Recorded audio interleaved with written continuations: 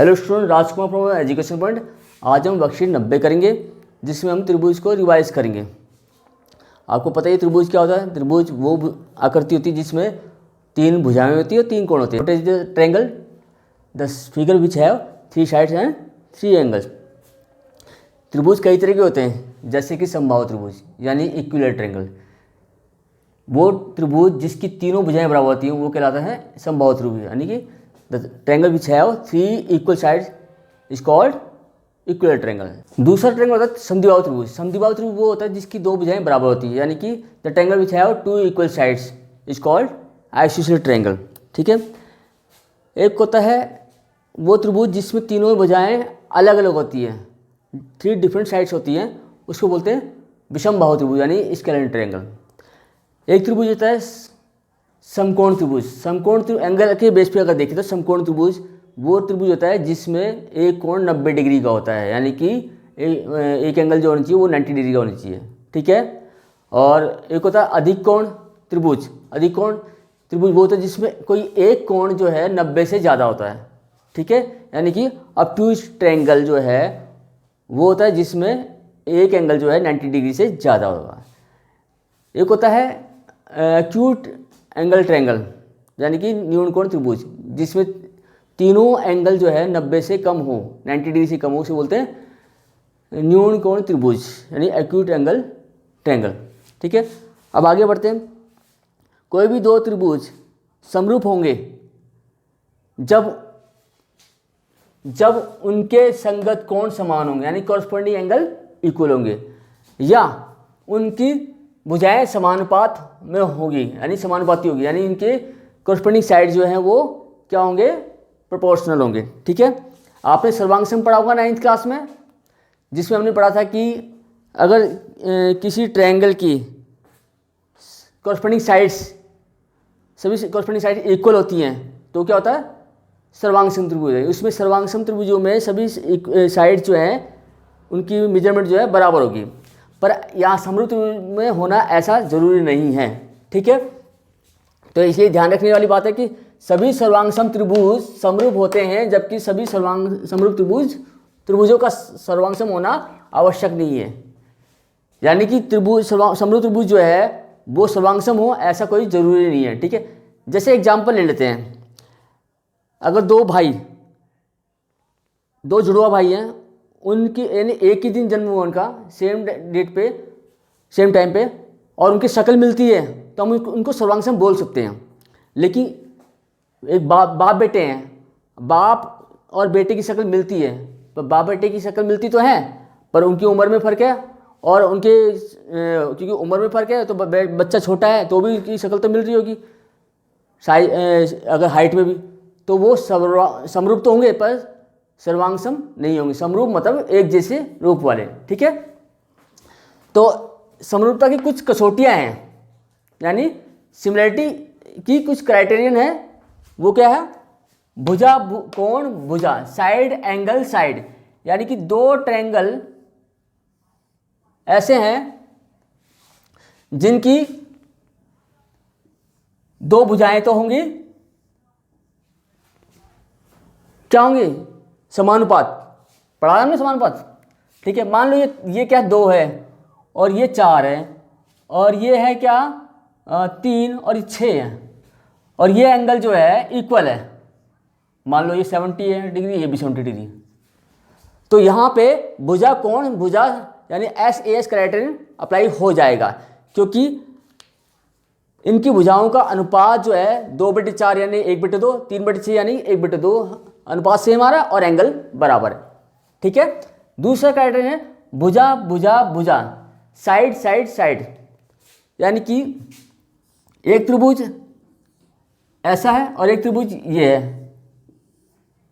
अगर ये 2 सेंटीमीटर है और ये 4 है, ये 3 है मान लो, और ये 6 है, और ये 4 है, ये 8 है, तो आप देखोगे कॉरस्पॉन्डिंग साइड जो है इनकी, यानी एक जैसी साइड जो है वो उनका अनुपात जो है वो बराबर आएगा। 2/4 1/2 बन जाएगा, 3/6 ये भी 1/2 होगा, 4/6 4/8 ये भी 1/2 होगा। यानी कि ये इस पे कौन सा अनुपात, कौन सा क्राइटेरियन लग रहा है, कौन सी कसौटी लग रही है? भुजा भुजा भुजा, यानी साइड साइड साइड।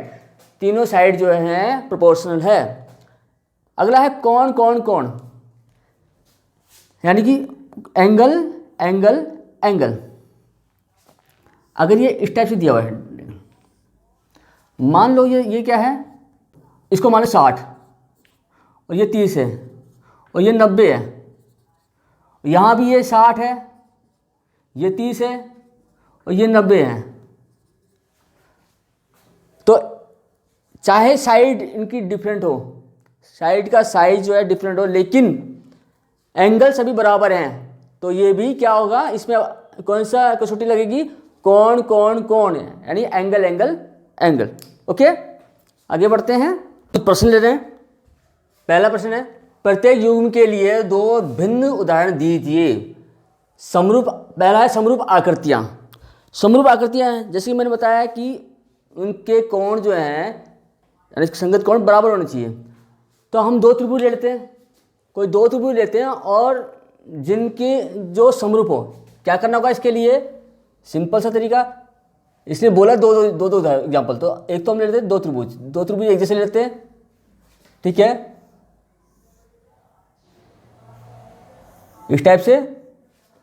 मान लो ये 30 डिग्री एंगल है, ये 60 और ये 90 डिग्री है, यानी दो राइट ट्रायंगल ले लिया हमने, ये 90, ये 60 और ये 30।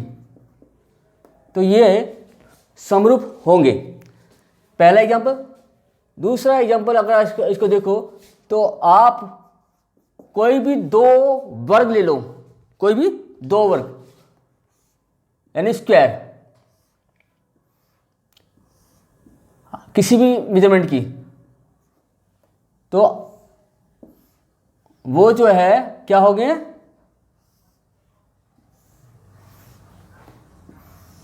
समरूप ही होंगे।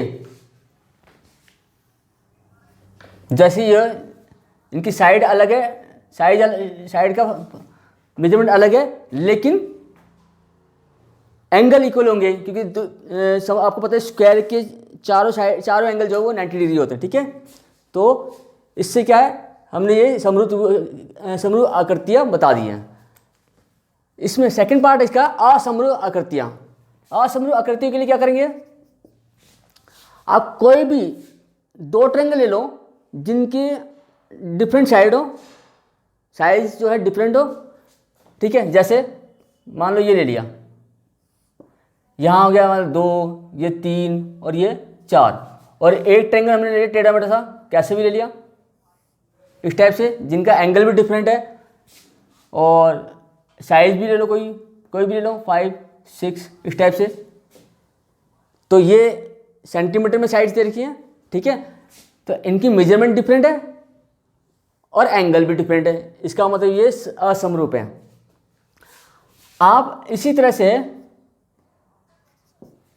दो आयत ले लीजिए, ठीक है, आयत, लेकिन आयत भी आपको लेनी पड़ेगी डिफरेंट साइज। एक आयत ले लीजिए, चलो एक आयत ले लीजिए और एक वर्ग ले लीजिए, इस टाइप से। ये दोनों जो आकृतियां हैं असमरूप ही होगी, ठीक है। आगे बढ़ते हैं, प्रमेय के लिए कथन लिखिए, आधारभूत समानुपातिकता प्रमेय और पाइथागोरस प्रमेय। तो लिखते हैं इन दोनों के कथन। तो दोनों प्रमेय के कथन है। पहला, आधारभूत समानुपातिकता प्रमेय का कथन, यानी कि बेसिक प्रोपोर्शनैलिटी थ्योरम का स्टेटमेंट क्या है कि एक त्रिभुज में एक भुजा के समांतर खींची गई रेखा अन्य दो भुजाओं को समान अनुपात में विभाजित करती है। यानी कि क्या कहेंगे इसे, कि in a triangle a line drawn to parallel to one side divides the other two side in equal ratio. Okay, Pythagoras में देखिए, पाइथागोरस प्रमेय का कथन क्या है, एक समकोण त्रिभुज में कर्ण की लंबाई का वर्ग अन्य दो भुजाओं की लंबाइयों के वर्ग के योग के समान होता है। इसका मतलब इंग्लिश में क्या बोलेंगे इसको, in a right triangle the square of hypotenuse is equal to sum of squares of other two sides. Okay, आगे बढ़ते हैं। तीसरा क्वेश्चन देखिए, आकृति 1 में डी ई समांतर एफ सी तथा एफ ई समांतर बी सी है, सिद्ध कीजिए कि ए एफ स्क्वायर का equal to A D into A B, यानी ए एफ स्क्वायर जो है वो ए डी और A B into A B के बराबर हो। यहाँ आकृति दी है, इसमें हम क्या करेंगे, हल करते हैं। इसमें क्या है, यहाँ पे इसको लेते हैं हम डी ई पहले है किसके, एफ सी की, तो हम ये ट्रायंगल लेते हैं A F C, in triangle A F C देखिए डी ई पैरेलल है एफ सी, ये गिवन है, ठीक है। इसका मतलब अगर डी ई पैरेलल है तो बाय प्रोपोर्शनलिटी थ्योरम यानी बीपीटी थ्योरम के अकॉर्डिंग जो ए डी अपॉन में ए एफ इक्वल होगा किसके, ए ई अपॉन में ए सी बाय बीपीटी, हिंदी में आधारभूत समानुपातिकता प्रमेय के अनुसार। इसे नंबर 1 डाल दीजिए। नाउ इन ट्रायंगल त्रिभुज, क्या नाम, त्रिभुज कौन सा त्रिभुज है, अभी इसमें बोला कि एफ ई समांतर बी सी, एफ ई समांतर बी सी, तो त्रिभुज ए बी सी ले लीजिए। त्रिभुज ए बी सी में क्या दिया हुआ है, एफ ई समांतर है बी सी, तो इसका मतलब यहां भी ऐसे हुआ कि ए एफ अपॉन में ए बी हो जाएगा। हम क्या कर रहे हैं, हम छोटे ट्रायंगल से पूरे ट्रायंगल की तुलना कर रहे हैं, ठीक है। तो इसमें छोटा ट्रायंगल हो गया ए एफ ई और बड़ा ट्रायंगल हो गया ए बी सी, तो उसकी साइड क्या है, ए एफ ई में ए एफ और ए बी सी में ए बी बराबर होगा किसके, वहाँ भी वही होगा ए ई अपॉन में ए सी। आधारभूत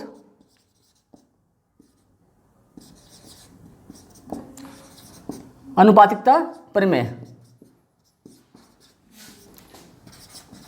से, ठीक है। इसे नंबर 2 डाल देते हैं। अब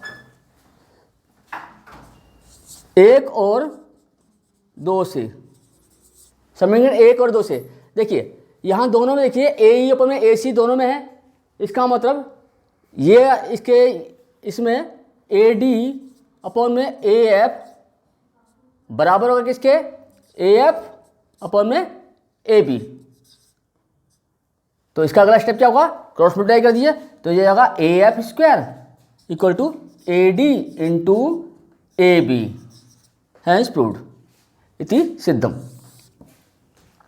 ठीक है। आगे बढ़ते हैं। चौथा क्वेश्चन देखा है,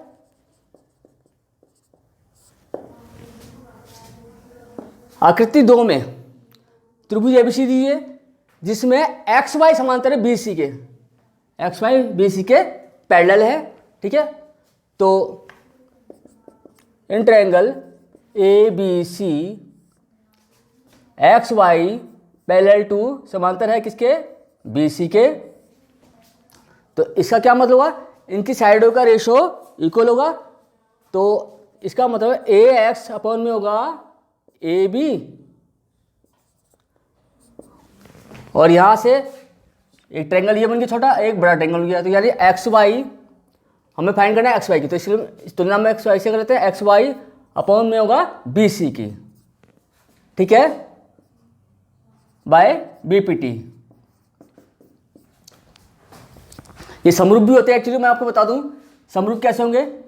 इसमें ये वाला एंगल कॉमन होगा दोनों ट्रायंगल में, और ये पैरेलल है, इसका मतलब ये वाला एंगल और ये वाला एंगल इक्वल होगा, तो थर्ड एंगल अपना भी इक्वल होगा। ऐसे ही उस वाले में भी ऐसे हुआ, किसी भी ट्रायंगल ये कॉमन होगा और इसके अंदर ये इक्वल हो जाएगा।